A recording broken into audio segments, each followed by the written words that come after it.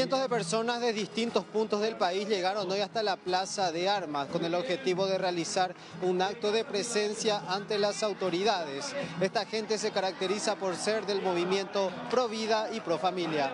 Realmente nosotros vinimos con el grupo de Ciudad del Este para apoyar a la familia, para apoyar todo lo que es la familia, porque no queremos, yo no quiero que mis hijos el día de mañana crezcan con esa tendencia en su cabeza de decir que yo puedo ser varón y yo puedo ser mujer, ¿verdad? Yo no quiero eso para mi familia, yo no quiero eso para mis hijos y por eso estoy acá manifestándome.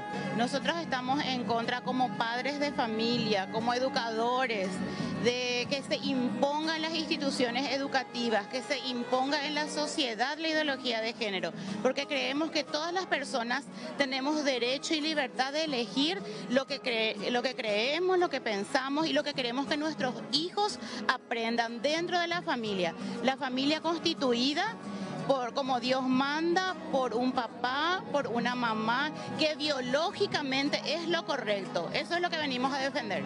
Y bueno, hay gente, por ejemplo, que habla de la ideología de género, hay gente que no conoce lo que es la ideología de género, padres legítimamente preocupados por materiales difundidos. Hay materiales, por ejemplo, que a mi edad me ha asustado, que sería para un niño, ¿verdad? Están en etapa de desarrollo, el tema de la identidad, no provocar, no incitar cierto tipo de características en un niño. Hay que debatir.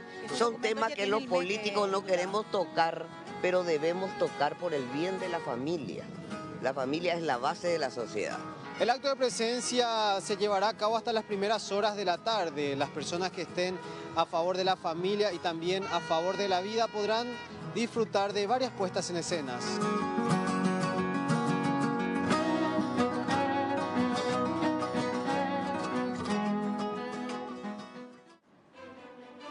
¿Qué tal? ¿Cómo están? En nuestro espacio ya habitual de puntos de vista vamos a tocar justamente este tema que se ha instalado en la sociedad, en los grupos de padres organizados también, en diversos sectores, sin ninguna duda en las comunidades educativas. Igualmente, esta semana justamente se daba la presencia del ministro de Educación, Enrique Riera, en la Cámara de Diputados ante un pedido de informes que se ha realizado por parte de algunos legisladores y esta manifestación que estuvimos observando también de diversos sectores. Nos acompaña esta noche la licenciada Mariam Piñanes, ella es psicóloga y docente universitaria. Licenciada, buenas noches, ¿cómo le va? Buenas noches, ¿cómo estás? ¿Cómo está toda la teleaudiencia? Gracias por estar aquí. Y el doctor Hugo Vera, que ya también compartió con nosotros otro espacio anterior. Él es magíster en Ciencias Políticas y Sociales, también presidente de la Comisión y Fundación ISOS. ¿Qué tal, doctor? ¿Cómo está? Muy buenas noches, gracias Silvio por el espacio. Bueno, retomando este tema, para muchos una situación, un tema polémico, para otros representa la defensa de valores fundamentales que hacen a nuestra sociedad paraguaya. Licenciada, ¿desde qué perspectiva realmente se tiene que analizar este tema de ideología de género a su criterio? Sí, realmente es un tema demasiado importante dentro del desarrollo de la personalidad de nuestros niños. Nosotros tenemos que tener en cuenta que hay un desarrollo evolutivo, o sea, un niño desde que nace hasta los 13, 14, 18 años va desarrollando su identidad. Y la identidad está determinada en primer lugar por la biología. O sea, el niño, el sexo femenino y masculino se determina. O sea, un niño de 2, 3 años se da cuenta que es un niño o una niña, pero por su condición biológica y cómo es tratado dentro de la familia, ¿verdad? Cómo mamá y papá le trata y va construyendo su personalidad y su identidad como varón o como niño o como niña. Ya cuando el niño cumple 12, 13 años y entra dentro de la pubertad, cuando hay cambios hormonales, el adolescente necesita identificarse con su propio sexo. Y hoy día tenemos un problema muy grave con respecto a la identidad, porque si bien el adolescente de esa edad, 12, 13, 14 años, es mucho más vulnerable al tener alguna desviación en su identidad sexual. ¿Por qué? Porque en el afán de construir esa identidad, el joven quiere ser original, quiere ser diferente, quiere ser cool. Entonces ahí es donde cae en el tema de ser a lo mejor de otro sexo, con el afán de ser diferente, original. O sea, y también por toda la influencia que recibe de su entorno. Y por toda la influencia y el reforzamiento también. Por eso que la orientación o la educación desde chico, desde los 2, 3 años, desde el maternal, la educación inicial, es demasiado importante porque es la base. Porque cuando cumple 12, 13 años, ocurre esa vulnerabilidad porque en el afán del adolescente de ser independiente y construir su propia identidad, quiere ser original y puede caer en alguna desviación a nivel sexual o a nivel de trastorno o disforia de la identidad de género. Ahora, ¿por qué estamos discutiendo en este tiempo esta cuestión, doctora, a tu criterio, o de esto ya se viene hablando y ya se viene instalando desde hace bastante tiempo? Bueno, este fenómeno como un proyecto político ya es de antigua data, ya viene desde 1930. Se fue inoculando lentamente esta visión dentro del mundo occidental y tomaron mucha fuerza con autores o autoras como Simone de Beauvoir o Judith Butler, que instalaron dentro de lo que es la ideología el concepto del constructo social para la cuestión de género. Si bien es cierto, es muy importante hablar sobre la cuestión psicológica o por la educación del niño y por todo el proceso por el cual tiene que pasar, hay otro también muy importante que son las consecuencias jurídicas de lo que uno se define o cómo se define, porque eso en el caso de que tenga, digamos, una aceptación o se inserta dentro de nuestro sistema jurídico, eso va a tener consecuencias jurídicas. Por ejemplo, en el caso de leyes de paridad o en el caso de leyes de discriminación, es decir, tiene realmente connotaciones ideológicas por más de que se trate de negar. Es cierto que se le ampara a las personas dentro del artículo 25 de la Constitución Nacional a expresarse libremente como uno se siente, ¿verdad?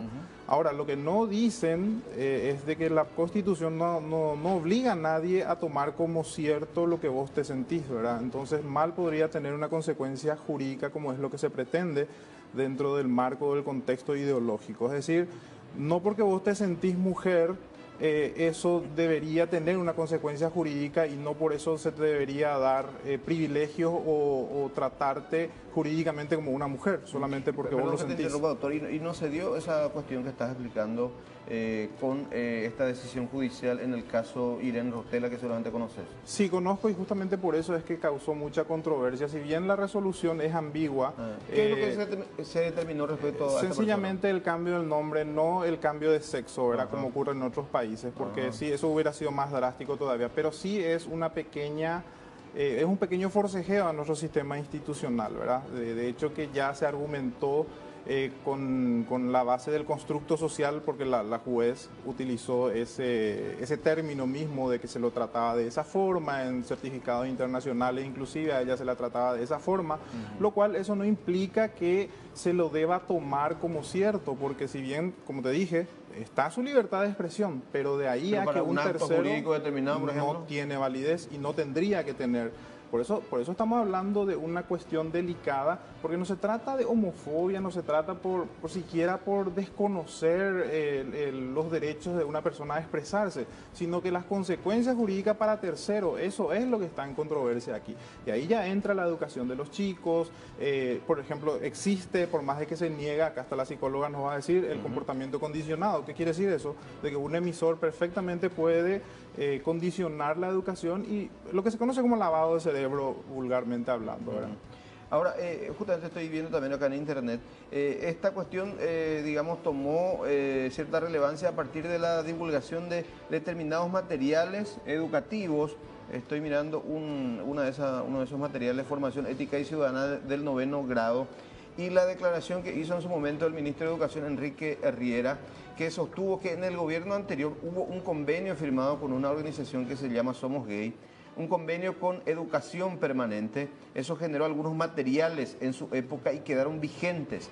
Hoy tenemos, o teníamos, dijo Riera, en la web, algunos de esos materiales, por lo que el Ministerio de Educación, en particular el ministro, ordenó bajarlos, revisarlos.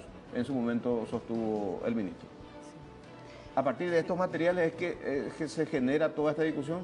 Realmente, con mayor énfasis. Sí, realmente es lo que se ve en esos materiales, porque yo tuve la oportunidad de ver, es realmente asusta. ¿Por qué? Porque están en una edad vulnerable, como dije hace rato. Bueno, Brava es un chico de 14 años. Exactamente, Sí, justamente 14, 15 años. Hoy día en nuestra sociedad y en el mundo en sí hay una sobreestimulación sexual en el ambiente y todo se adelantó 2 años. O sea, todo lo que tenía que pasar a los 12, 13 está pasando a los 9, 10 años.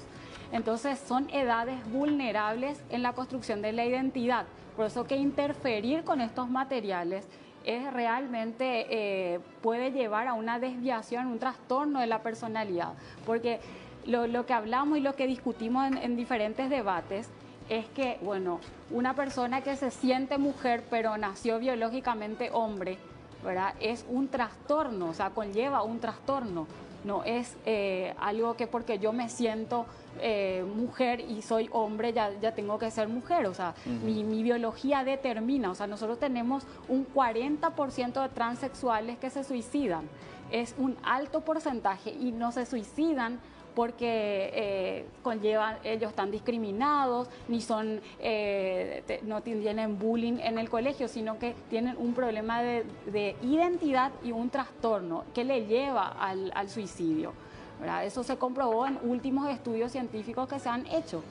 Por eso que incorporar dentro de la educación este tipo de materiales donde muestra que yo puedo elegir, porque o construir mi pensamiento y puedo decidir qué tipo de sexo o inventar que otro sexo que no sea masculino o femenino, es totalmente incitar a que se construya realmente un trastorno, ¿verdad? ¿Ustedes estuvieron en esta audiencia pública reciente? ¿Participaron? Yo participé. Sí, yo estuve y justamente a mí lo que me preocupó perdón, un poco. doctor, mientras estamos preparando justamente un audio de uno de los interventores de esa audiencia pública, que es el doctor Mario Meyer. Sí, que vamos a compartir correcto. en minutos. Sí. Bueno, justamente lo que a mí me preocupaba, y lo dije justamente en esa audiencia, es de que se está tomando el concepto de género cuando esto no tiene ninguna base visible o una base por lo menos que se pueda fundamentar ni jurídicamente ni mucho menos científicamente. Alegan que hay tratados internacionales, que los tratados internacionales por supuesto habla de la no discriminación, de la igualdad ante la ley, etcétera, ¿verdad? Pero ellos lo toman en forma extensiva. En ningún lugar de estos tratados, por lo menos los ratificados, porque también es un astuto, astutamente suelen utilizar convenios sin ser ratificados, que son simplemente acuerdos de voluntad y lo hacen pasar como tratados ratificados.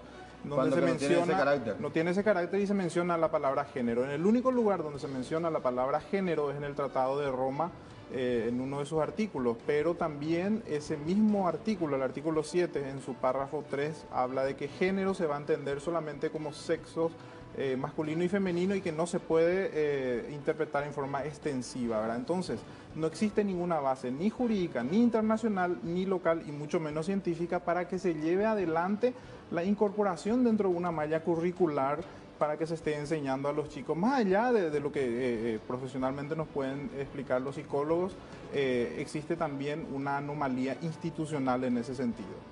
Y sobre la posición y la argumentación que dio el ministro en esta audiencia pública. Bueno, la argumentación que dio es por supuesto que pasó, digamos, vamos a decir lo que pasó desapercibido y que viene ya de otras, de otras administraciones, ¿verdad? Pero hay que darle el beneficio de la duda. Aparte de darle el beneficio de la duda, yo conozco perfectamente porque es un modus operandi de las personas de los lobistas de esta ideología, que lo utilizan como transversalidad. ¿Qué quiere decir eso? Que generalmente las cabezas de las instituciones ni enterados están de todo lo que está pasando por debajo. Lo mismo está ocurriendo acá en el Poder Judicial. Nosotros tuvimos una audiencia con los altos ministros, ¿verdad? Y ellos ni siquiera tenían conocimiento de cómo se estaba manejando. Por supuesto, tampoco nada hicieron, porque ellos están viviendo en su día a día y se aprovecha esa coyuntura para poder ingresar todas estas cuestiones que tienen mucha carga ideológica, más allá de que sea marxismo, nazismo, liberalismo o lo que fuere. Eso no se puede permitir porque se induce a tomar un partido político, se toma partido por una ideología, ¿verdad? Entonces eso es lo peligroso y eso es lo que nos están diciendo, porque la cuestión de género es simplemente un filamento de todo ese universo de esos textos que se tienen que revisar, porque ahí también todo lo que se refiere al marxismo, todo, o sea, prácticamente es unilateral, no se tiene otra, no estoy diciendo que no se tiene que enseñar marxismo, sino que no se tiene que adoctrinar dentro del marxismo, se tiene que también abrir a otras ideologías en el caso de que sea un estudio de ciencias políticas, pero tampoco ponerlo en todo, porque acá la perspectiva de género por poco nos lo ponen hasta, no sé, hasta en el cambio climático, entonces eso es muy asusta, ¿verdad? Ahora, la malla curricular, licenciada, ¿qué es lo que incorpora objetivamente respecto a esto que estamos conversando? ¿Qué es lo que realmente se tiene? No, porque hay muchos comentarios también que aparentemente no son muy objetivos. Sí, y justamente en estos materiales que se tienen que revisar se da énfasis a una ideología de género que no es la correcta, digamos, porque biológica y psicológicamente hablando, como siempre le digo a mis alumnos de la universidad, la mente no va caminando por un lado y el cuerpo por el otro. O sea, nosotros tenemos una fusión de mente y cuerpo. Entonces yo, si nací biológicamente mujer, pero yo pienso que soy varón, yo a un niño no le tengo que ir orientando desde chico, ¿verdad? Que su biología es lo que determina.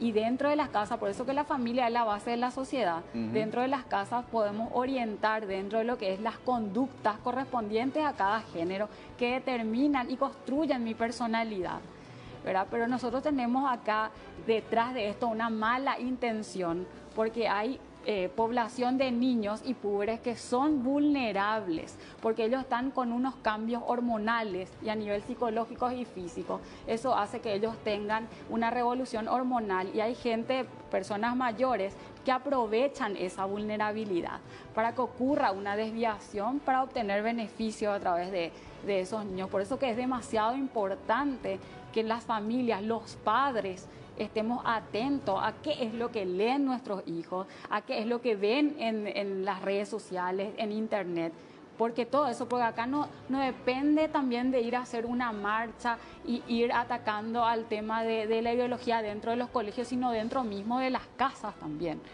Hay que ir viendo cómo se va orientando el niño, porque la base es a partir de los 2, 3 años, para que el niño pueda definir su identidad y tenga una autoestima bien establecida para que no caiga en ningún tipo de desviación. Y lo que van mostrando estos materiales son niñas que se comportan como varones, varones que se comportan como niñas, y es toda una confusión, causa una confusión en las mentes de nuestros niños. Y lo que ocurre es, yo recibo pacientes adolescentes, ocurre una telaraña mental en donde yo tengo niñas de 12, 13 años que me dicen, bueno, yo me siento varón, o un niño que me dice, yo me siento niña, ¿verdad? Pero en realidad, en ese afán de querer ser diferente, ocurre eso. Ya, ¿y cómo se maneja desde el punto de vista de la psicología esta cuestión? Sí, lo que se hace es una terapia orientación, porque lo que está ocurriendo ahí es un conflicto con la identificación de género, que nosotros estudiamos años en la universidad. Seguro.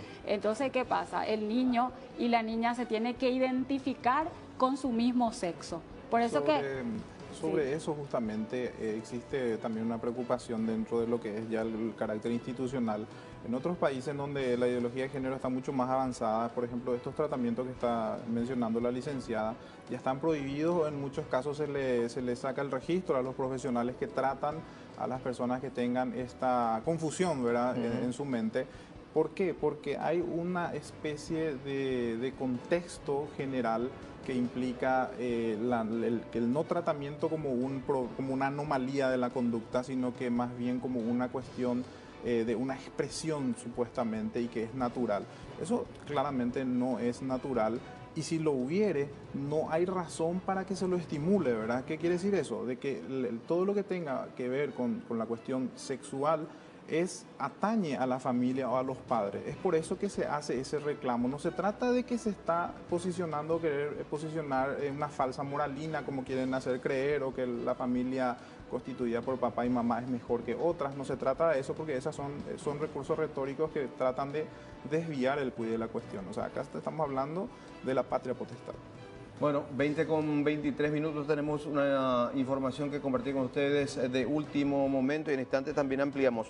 2 muertos tras tormentas. Ahora la información de último momento.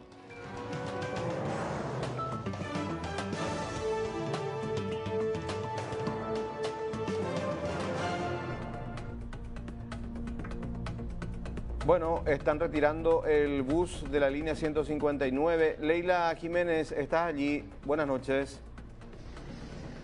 Muy buenas noches, Silvia, y justamente lo que estás comentando, están intentando retirar este bus porque, bueno, a raíz de la tormenta que se generó en esta tarde y que continúa hasta ahora el tiempo inestable, este ómnibus cayó a la zona de obras del Metrobús aquí en la ciudad de San Lorenzo sobre la avenida Mariscal Estigarribia. Ustedes ya pueden observar el estado en el que quedó este colectivo, que bueno, ahora en este momento están trabajando también para intentar sacarlo de este lugar. Los oficiales me estaban comentando que según lo que dijo y mencionó el chofer, el raudal habría arrastrado al colectivo hasta esta zona, hasta la zona donde justamente se está trabajando para lo que va a ser la parada del Metrobús, ¿verdad?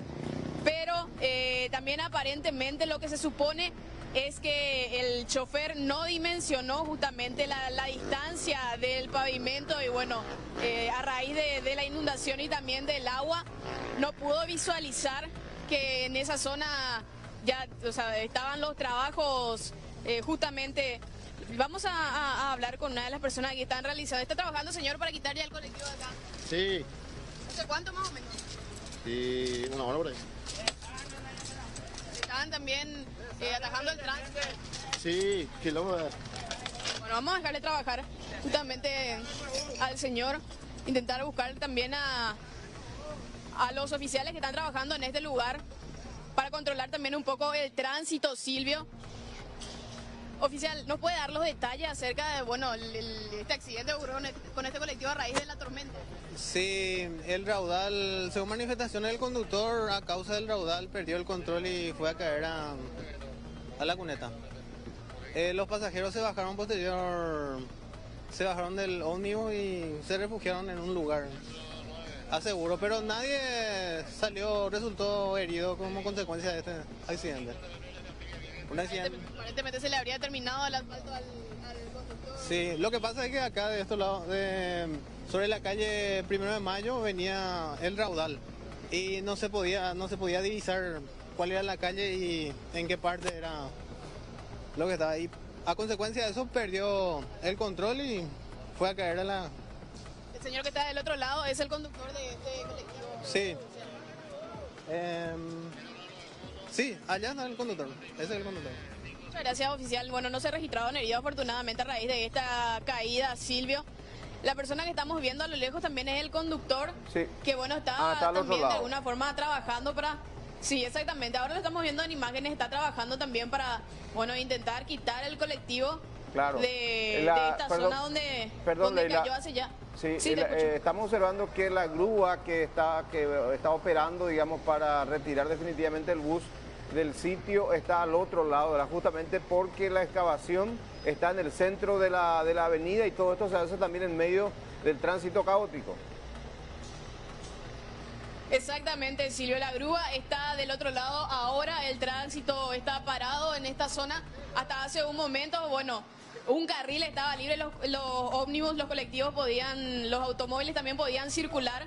En este momento ya no, porque bueno, se está moviendo este colectivo y se está intentando quitar de este lugar. Ya estaba diciendo también el oficial sobre la calle 1 de Mayo y Mariscal Estigarribia específicamente. Esto ocurrió hace aproximadamente 2 horas, Silvio. Sí, y fue al final una desgracia con suerte, Leila, porque el bus cayó en una zona donde ya se tiene también prácticamente la base de hormigón, porque hay zonas donde la excavación es mucho más profunda. Exactamente, hay zonas donde todavía se registra zona de tierra justamente, Silvio, y donde hubiese sido más peligroso si esto se hubiera registrado en esas zonas. Bueno, gracias Leila por el reporte, y con esa imagen mantenemos un ratito y actualizamos la información de que 2 personas fallecieron hoy como consecuencia de la tormenta. La muerte por electrocución de una mujer se reportó en Altos, fue durante la tormenta de esta tarde.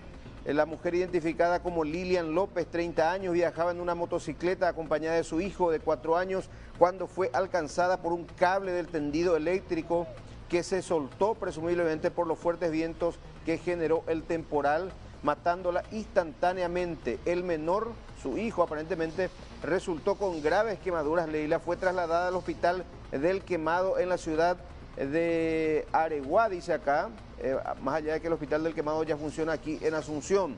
En otro caso se reportó la muerte de un hombre identificado como Luis Marcelino Bernal, de 43 años, por las lesiones que recibió a causa de la caída de una muralla. Esto ocurrió también esta tarde en la ciudad de Atira. 2 muertos en Cordillera, entonces, Leila, como consecuencia del temporal. Así es, Silvio, y realmente son situaciones lamentables que se dan a causa del temporal, del mal tiempo, de las tormentas justamente, y esta es una de las situaciones. El colectivo de la línea 59 que venía desde Asunción con destino a Itá y que bueno, cae dentro de las obras del Metrobús aquí en la ciudad de San Lorenzo. Reiteramos, afortunadamente ninguna persona resultó herida. El tránsito sí está interrumpido en este momento porque se están realizando los trabajos para retirar este colectivo de este lugar. Así que además de las obras que se están realizando, también esto va a atacar un poco más el tránsito. Así mismo, y resaltar también, Leila, que la señalización, digamos, en cuanto a la obra y la calzada, solamente se realiza con algunos materiales de plásticos desplegados al costado de la vía, ¿verdad? Exactamente, es así, Silvio, y realmente se torna bastante difícil el trayecto por este lugar, al menos en horas de la noche y también con la lluvia. Porque, bueno, allí no hay vemos con el camarógrafo, uno de los materiales de señalización que está tumbado prácticamente. Ahí donde están los hombres, justamente.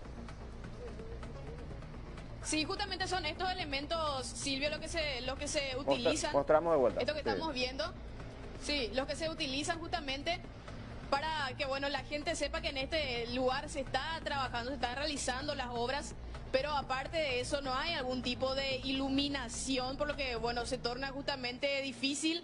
Los conductores ya al prácticamente llegar todo, es como que uno se da cuenta que en esa zona se está trabajando. Así mismo. Gracias, Leila, por el reporte. Buenas noches. Buenas noches. 20:31, hacemos una pausa, abrimos en instantes. Retomamos puntos de vista luego de la pausa y a continuación vamos a compartir justamente un audio, en este caso, que corresponde a una de las intervenciones realizadas en esta audiencia pública que se concretó esta semana en la Cámara de Diputados. El audio corresponde al conocido oncólogo, destacadísimo profesional en la materia, el doctor Mario Meyer, que exponía de una manera científica también un aspecto de esta situación que hace a la ideología de género. Compartimos el audio. Autoridades. Yo soy médico, docente de la Universidad Católica. Quisiera compartir hoy con ustedes algunos argumentos de base científica y biológica que sostienen que la ideología de género en los materiales educativos perjudica a los niños y adolescentes. Primer punto, la sexualidad es un rasgo binario, biológico y objetivo. Los genes XY y XX son marcadores genéticos de la salud, no marcadores genéticos de un trastorno. Lo normal en el diseño genético humano es ser concebido hombre o mujer. Este diseño tiene la intención evidente de la reproducción y multiplicidad de nuestra especie. Segundo, nadie nace con género. todo ser humano nace con sexo biológico. El de género, la toma de conciencia y el sentirse masculino o femenino, es un concepto sociológico y psicológico, no una objetividad biológica. Nadie nace con la conciencia de sí mismo como hombre o mujer. Esta toma de conciencia se desarrolla con el tiempo. Y como todos los procesos del desarrollo, puede ser descarrilado por las percepciones subjetivas de la infancia, las relaciones, las experiencias negativas ocurridas durante la infancia. Las personas que se identifican con la sensación de pertenecer al sexo opuesto o en algún punto intermedio no forman un tercer grupo sexual, siguen siendo hombres o mujeres biológicos. Tercero, la creencia de una persona de pertenecer o no a un determinado sexo es en el mejor de los casos un pensamiento confuso. Cuando un niño y una niña biológicamente sanos creen que son lo contrario a su sexo biológico, se produce un problema psicológico, no físico, y por tanto debe ser tratado como tal. Estos niños sufren de disforia de género. La disforia de género está reconocida como un trastorno mental en la reciente edición del Manual de Diagnóstico y Estadística de los Trastornos Mentales de la Asociación Americana de Psiquiatría, en su última edición. Se cumplieron los 2 minutos. Le doy 30 segundos de tolerancia. 30 segundos adicionales que va a ser para todos. El uso de hormonas sexuales, por personas de, digamos, hormonas sexuales para el sexo opuesto, llamémosle, conllevan riesgos peligrosos para la salud, como ser una presión arterial disparada, coágulos de sangre, accidentes cerebrovasculares y cáncer. Para terminar, las tasas de suicidio son 20 veces mayores en los adultos que usan hormonas del sexo opuesto y o se someten a una cirugía de cambio de sexo. Incluso en Suecia, que es uno de los países más a favor de la inclusión y normalización de la ideología de género, los suicidios en estas personas se disparan. Para terminar, quisiera decir textualmente la declaración del Colegio Americano de Pediatría, que dice: condicionar la educación de los niños y adolescentes, haciéndoles creer que la suplantación del sexo biológico mediante cirugías y productos químicos es algo normal y saludable, es considerado abuso infantil. Patriotas, ciudadanos. Bueno, de esta manera se da la intervención del doctor Mario Meyer, cuyas declaraciones justamente compartíamos nuevamente. Licenciada Piñanes, ¿qué opinión le merece esto que expuso el doctor? Justamente quería mencionar que nosotros los profesionales de la psicología y de la psiquiatría utilizamos un manual de diagnóstico estadístico de trastornos mentales, justamente lo que mencionaba el doctor. Dentro de ese manual de diagnóstico aparece la disforia de género o el conflicto con la identificación de género como un trastorno, y como es un trastorno tiene un tratamiento. Tiene un curso y una desviación y conlleva un tratamiento. Ahora, en todas las, debates, se hicieron estudios de este manual.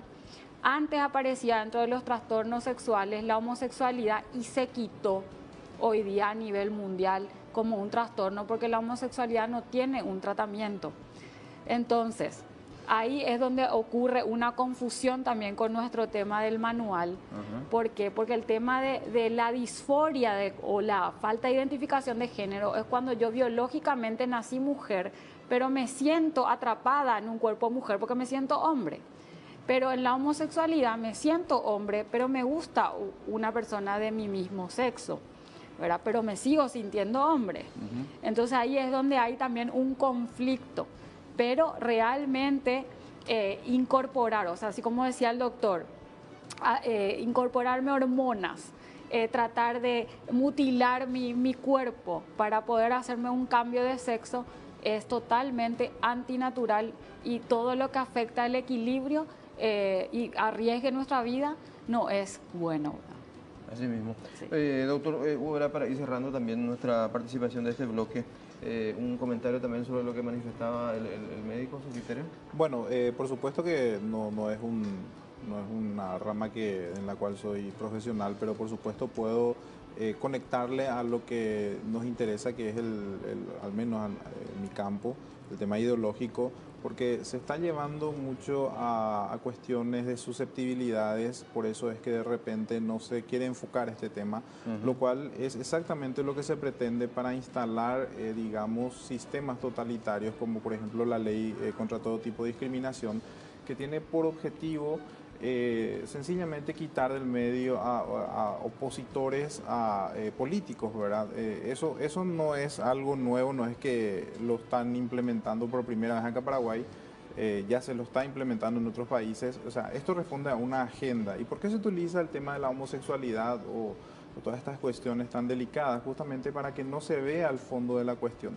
Entonces, cualquiera que trate de hablar de esto se lo califica como homofóbico o bueno, se utiliza recursos retóricos, como dije hace rato, para evitar la discusión de fondo, y finalmente lo que se busca es una división dentro de la sociedad, porque en eso consiste esta estrategia marxista que como fue mutando de la lucha de clases, pasamos a la lucha de sexo en el campo del feminismo radical. En la agenda LGBTI también se busca ese tipo de conflictos porque se saca siempre provecho como pescan en río revuelto, ¿verdad? Bueno, gracias, doctor Hugo Vera. Está en línea, me dicen, Diego Bazán, de la organización Todo Mejora Paraguay. Diego, buenas noches. Hola, ¿cómo están? Bien, Diego. Y bueno, querríamos tener también un poquito tu opinión como integrante de esta organización. ¿Qué aglutina a qué sector para entender nada más? Bueno, la organización Y que espera el Paraguay, o Todo Mejora, es una organización de educación en derechos humanos y prevención del bullying homofóbico. Ajá. Trabajamos bajo esos ejes. Ya, ¿cómo están observando ustedes todo este debate, esta serie de movilizaciones sobre la ideología de género? Esto último que ocurría también en el Parlamento, la convocatoria al Ministro de Educación. ¿Cómo están siguiendo ustedes todo esto? Bueno, lo voy a comentar como parte de una coalición, ¿verdad? Nosotros somos una coalición de más o menos 8 a 10 organizaciones legalmente constituidas y también activistas independientes, donde, bueno, entendemos la preocupación, o tratamos de entender la preocupación que tienen los padres, ¿verdad? Pero lastimosamente nomás están súper equivocados.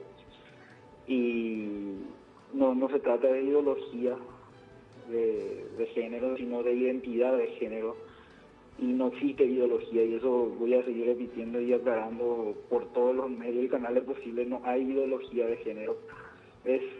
Quieren confundir, los conservadores inventaron este término porque, y le digo conservador a la gente que está y se reúne así en masa en contra de lo que nosotros pedimos, que no es ni siquiera demasiado, cuestiones legales demasiado complicadas, sino que en nuestro caso, como nuestra marcha fue el 30 de septiembre, pedimos la ley contra toda forma de discriminación, que incluye dentro de las poblaciones normalmente vulnerables y discriminadas a la población con orientaciones sexuales diferentes y a las personas con identidades de géneros diferentes.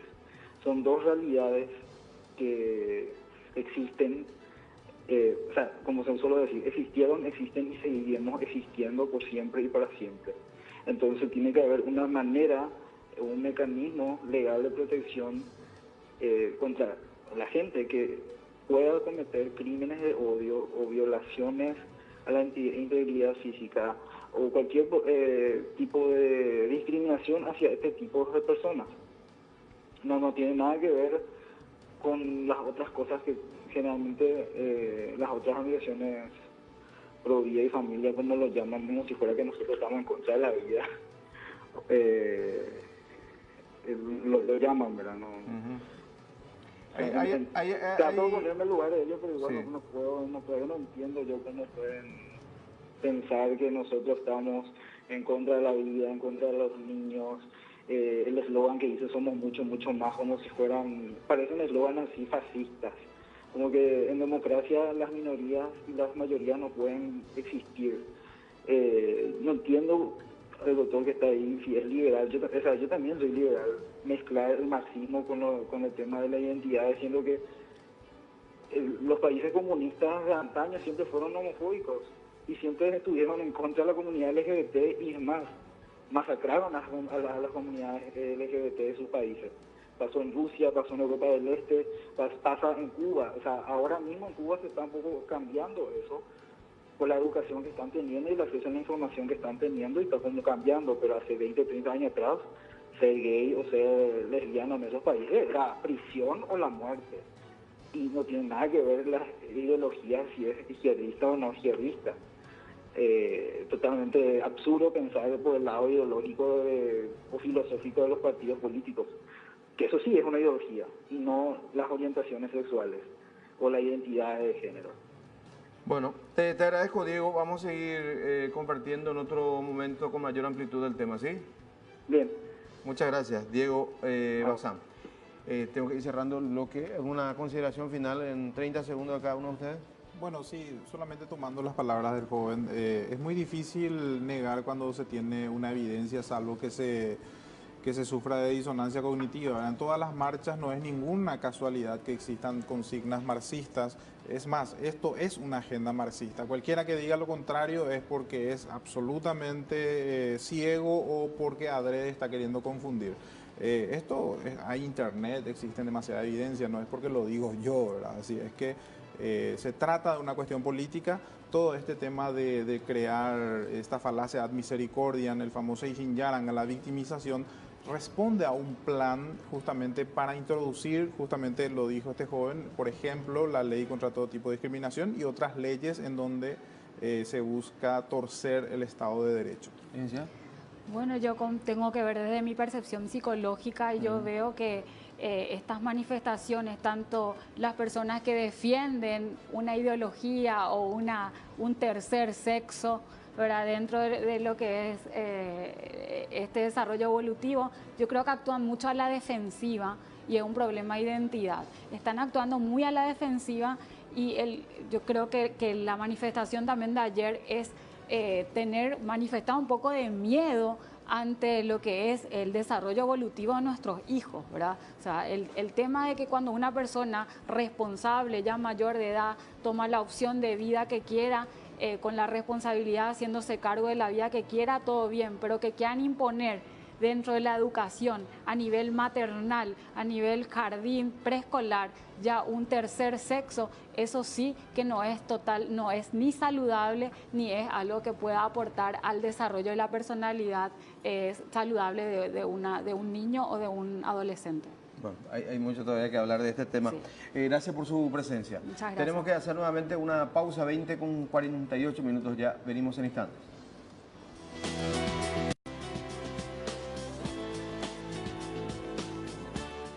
Y en este tramo de puntos de vista vamos a hablar de billetes falsos. En estos días surgía una denuncia que iba recorriendo redes sociales justamente dando cuenta de la supuesta circulación de billetes falsos de 100.000 guaraníes, de una serie concreta y de una numeración específica inclusive. Ya nos acompaña para el efecto el oficial inspector Alferi Rojas, licenciado en criminalística, experto en la materia realmente. ¿Qué tal, licenciado? ¿Le cuenta por acá? Gracias por estar. No, gracias a usted, Silvio, y estamos para eso. Estamos abiertos a la teleaudiencia. ¿Se desmintió aquella circulación de billetes falsos de 100.000 de esa característica precisamente? Sí, se desmintió en el sentido... Serie F, algo así era, ¿no? Exactamente, fue las 4 últimas numeraciones que le identificaban a un billete de 100.000 guaraníes de la serie F. No existe, o sea, no está circulando en el mercado, digamos. No, los billetes de la serie F sí tienen circulación legal. Ajá. Todas las numeraciones dentro de ese grupo de series de billetes. ¿Qué es de ese? Exactamente. Ajá. Series habilitadas tenemos desde la A hasta la I. Ajá. O sea, dentro del grupo de la A a la I integran las F. O sea, tienen circulación legal esa numeración, esos billetes. Acá tenemos la serie, ¿no? Sí, exactamente. Sí. Es la serie que tenemos en posición vertical y en posición horizontal, que tienen todos los billetes de todas las denominaciones. Circulación que es la legal, entonces. Circulación legal. A nosotros también nos llamó la atención en el sentido que se utilizó así, o sea, la red social, exclusivamente el WhatsApp, para llegar a un alto porcentaje de la ciudadanía y que llamó la atención de cómo él rápidamente circuló eso por el interés también de la ciudadanía en cuanto a los billetes falsos. Justamente estamos mostrando también en pantalla ese tipo de billetes. Ahora, en cuanto a las características de los billetes y cómo detectar la falsedad de algunos de ellos, que se sabe que los delincuentes tratan de poner en circulación estos billetes apócrifos. Sí, hay que tener en cuenta también que el índice de denuncia que estamos teniendo en cuanto a la circulación de billetes, tenemos dos picos. En la detección ha aumentado, en la detección. Eso para nosotros es algo fortaleciente en el sentido porque la tarea preventiva que ya iniciamos en el 2015 está dando resultados. Se detecta mayor cantidad de billetes falsos. Se detecta mayor cantidad de billetes falsos por gentes que están en cajas, que están en puestos recepcionando diariamente billetes. Están en el día a día manejando billetes. Están en el día a día. Eso también es un punto importante para nosotros porque desde el 2015 fortalecimos la capacitación a instituciones públicas y privadas, tanto ya sean entidades bancarias, financieras, casas comerciales, supermercados. Apuntamos a fortalecer la capacidad de las personas que están recepcionando billetes para identificar rápidamente esos billetes apócrifos. Ya no pasa así nomás. Sí, y otro punto lo que nosotros vemos también es la debilidad que las personas que han sido víctimas de billetes falsos no se acercan a denunciar. Hay un pensamiento así erróneo de un alto porcentaje de la ciudadanía que fueron víctimas que recibieron en alguna circunstancia un billete falso que no le han identificado a esa persona que lo emitió y entonces dicen, ¿para qué denunciarlo si no voy a recuperar mi billete? Dice. Entonces, o sea, ese es el pensamiento. Es un pensamiento así erróneo porque es un elemento fundamental para nosotros. Ese billete aporta un elemento fundamental dentro de un proceso de investigación que nos ayuda a identificar al grupo de delincuentes que operan de esta manera y que también va a ser un eslabón o un punto dentro de la cadena de investigación que se está iniciando. ¿De qué tipo de denominación es lo que hay mayor cantidad en circulación de los billetes apócrifos? Dentro del grupo tenemos los tres valores, 20, 50 y 100. Por supuesto aumenta los de billetes de 100, aumenta, pero igual tenemos dentro de nuestro grupo de estadísticas mensual y anual estos tres valores. Y apuntamos también dentro de esto que es sencillo identificar nuestros billetes. Es sencillo porque estos tres grupos de billetes tienen la misma cantidad de medidas de seguridad.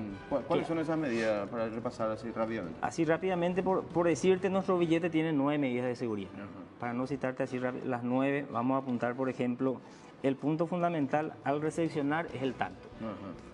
A la hora de palpar detenidamente, detectamos esa porosidad. ¿Pero qué es esa porosidad? Es una medida de seguridad muy difícil de imitar, que es el intaglio. ¿Dónde nace esto? Dentro del tipo de impresión que es de nuestros billetes, hacen que la tinta esté en alto relieve con respecto al papel. Y eso nos percatamos a través del tacto. Posterior a eso necesitamos una fuente de luz.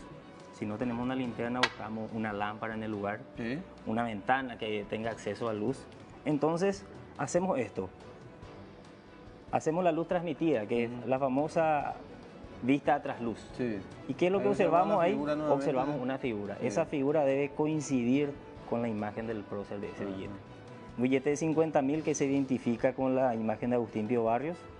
Un billete de 100.000 que se identifica con la imagen de San Roque González de Santa Cruz.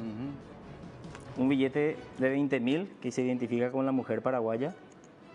El mismo rostro es lo que debemos estar identificando ahí. Y por debajo del rostro vemos la denominación del valor del billete. O sea, dos características, pero esa imagen debe ser nítida, clara, el contorno del diseño. No podemos observar una imagen distorsionada como esta. Acá te estoy dando un ejemplo de un billete falso. O sea, el falsario imita, pero no lo imita con la claridad que lo caracteriza un billete original. O sea, siempre el falsario imita esas características, pero nosotros debemos de saber diferenciar esa característica, esa diferencia entre la imitación y las características de un billete auténtico con un billete original. Y posterior el hilo de seguridad, vemos ahí el hilo, aparentemente en una luz normal vemos una línea discontinua. Pero cuando hacemos esa luz transmitida, vemos la marca de agua, también observamos esto que es una línea continua. Es una línea continua, totalmente. En un billete falso, el falsario imita eso a través de una impresión. Pero le pasamos la luz y trata de confundir eso. Como es una simple impresión, no vemos esa continuidad de la línea. ¿Por qué? Porque esa línea está dentro, esa línea esa línea que nosotros vemos no es una impresión, es un material que está dentro del papel. Estamos por llegar a una época en donde va a aumentar la cantidad de circulantes. ¿Cuáles serían algunas recomendaciones en un minuto? Sí, nosotros lo que apuntamos es tener un instrumento a mano, un instrumento de apoyo que nosotros es la luz ultravioleta. Eso lo tenemos hoy día abierto al mercado, en cualquier local comercial vamos a encontrarlo desde un precio ínfimo de 20.000 guaraníes hasta un precio más elevado. ¿Y qué hace la luz ultravioleta? Nos ayuda a detectar las tintas fluorescentes que están ocultas en el billete. Totalmente. Y eso ayuda claramente a la hora de identificar la autenticidad. ¿Por qué digo la autenticidad? Porque también es la característica más difícil de imitar del falsario. Y que nosotros encontramos en los tres grupos, tanto los billetes de 20, 50 y 100. Posterior a eso nosotros lo reforzamos, el tacto, la luz transmitida, pero tenemos que familiarizarnos con esas características para hacerlo algo rápido pero efectivo. Sí, señor. Gracias por tu tiempo, licenciado. No, estamos a las órdenes, Silvio, para estas cosas y abierto para toda la ciudadanía. Te vamos a tener una siguiente ocasión de vuelta, ¿sí? Dale, Silvio. Bueno, cerramos de esta manera Puntos de Vista. Buenas noches y buen fin de semana.